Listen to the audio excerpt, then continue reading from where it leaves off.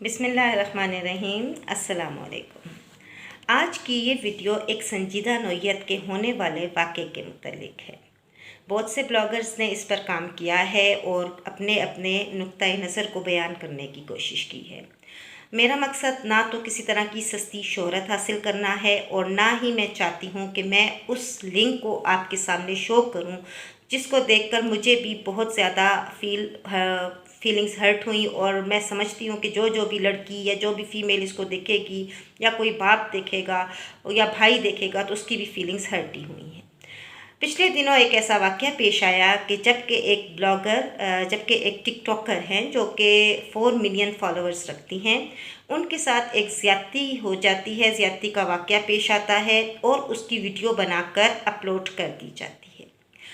अब जिस वक्त ये जिन जिन ब्लॉगर्स ने इसके ऊपर ब्लॉग बनाए हैं उन्होंने काफ़ी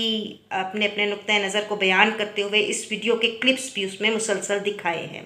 मैं चूँकि नहीं चाहती कि मैं ऐसा कोई काम करूं, मगर मैं सिर्फ जो मेरी ऑब्जर्वेशन है मैं उसको आपके साथ डिस्कस करना चाहती हूं, क्योंकि कोई भी हादसा एकदम से रूनुमा नहीं होता, उसके पीछे काफ़ी पहलू होते हैं। सबसे पहले तो एक बहुत अच्छा काम एक ब्लॉगर ने किया कि उन्होंने इस बच्ची से डायरेक्ट इंटरव्यू किया और उसका नुक्ता नज़र लेने की कोशिश की, जिसमें बच्ची ने बताया कि जी ये हादसा, ये वाक़या उसके साथ 4 बरस पहले पेश आया था। और उसके ये तो जब उस वक्त वो कॉलेज में थी, और अब तो चूँकि 4 बरस बीत गए हैं और अब तो वो ख़ुद बड़ी नामी गिरामी भी हो चुकी है और वो ख़ुद यूनिवर्सिटी में भी है, तो अब ये बात उसके लिए कोई मायने नहीं रख रही, क्योंकि ज़ाहिर सी बात है जब यह हादसा पेश आया होगा उस वक्त भी उसने बहुत ज़्यादा सहा होगा। तो जब मैं ये वीडियो चूँकि उसमें इंक्लूडेड थी उनके ब्लॉगर्स में, मैं देख रही थी, तो जो मैंने नोट किया वो ये था, जो मुझे मिस्टेक लगी, ना तो मुझे उस बच्ची की लगी ना मुझे वालिदैन की लगी, बल्कि मुझे कुछ पॉइंट्स थे ऐसे जो मैं आपसे डिस्कस करना चाहती हूँ। सबसे पहली बात ये कि जब भी बच्चियाँ कॉलेज में जाती हैं, जब भी बच्चियाँ या बच्चे टीन एजर्स होते हैं, ऐसी क्या वजह है कि वो किसी की किस्म के पेश आने वाले हादसे के बारे में पुलिस तो छोड़ो अपने घर वालों को भी बता नहीं पाते। ये बात बहुत अहम है, क्योंकि 4 साल पहले उस बच्ची ने अपना तो पुलिस स्टेशन में जाके रिपोर्ट करवाई, ना ही अपने घर वालों को एतमाद में लिया और ये बात बताई, जबकि इसकी वीडियो भी बनाई जा रही थी और ये जानती थी कि ये हादसा कहीं ना कहीं जाके ये वीडियो ये सब कुछ उसके सामने आ सकता है। एक और बात जो मैंने उसमें नोट की कि जो 2 लड़के उसको ज़्यादती का निशाना बना रहे थे फोर्सफुली,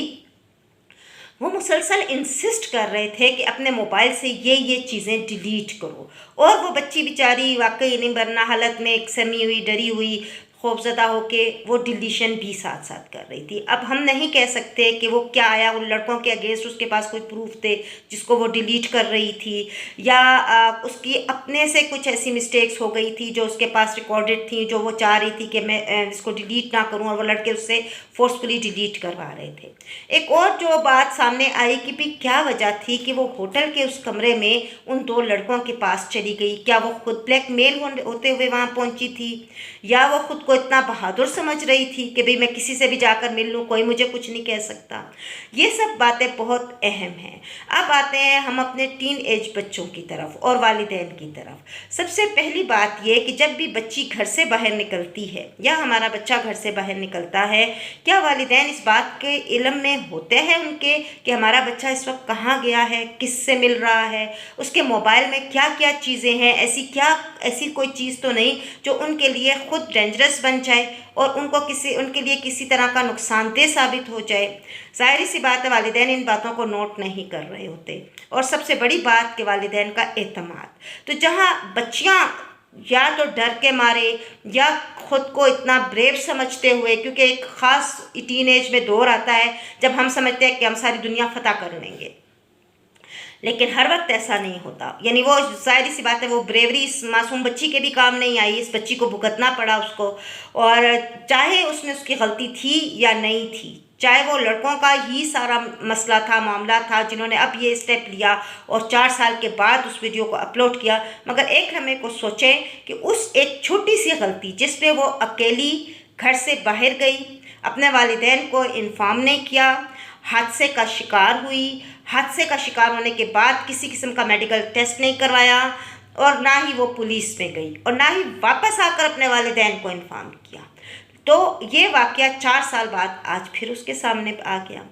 तो मेरा मकसद सिर्फ ये है कि ये वक्त हमारा अपनी बच्चियों को समझाने का, अपने बच्चों को समझाने का ही है कि आप लोगों की एक छोटी सी गलती आपके लिए बहुत बड़े नुकसान का पेशखेमा बन सकती है। आई होप आपने मेरी वीडियो को पॉजिटिव ही लिया होगा और इस बात को समझने की कोशिश की होगी और आइंदा अपने बच्चों को बेहतर तौर पे नसीहत भी करेंगे। Thank you very much.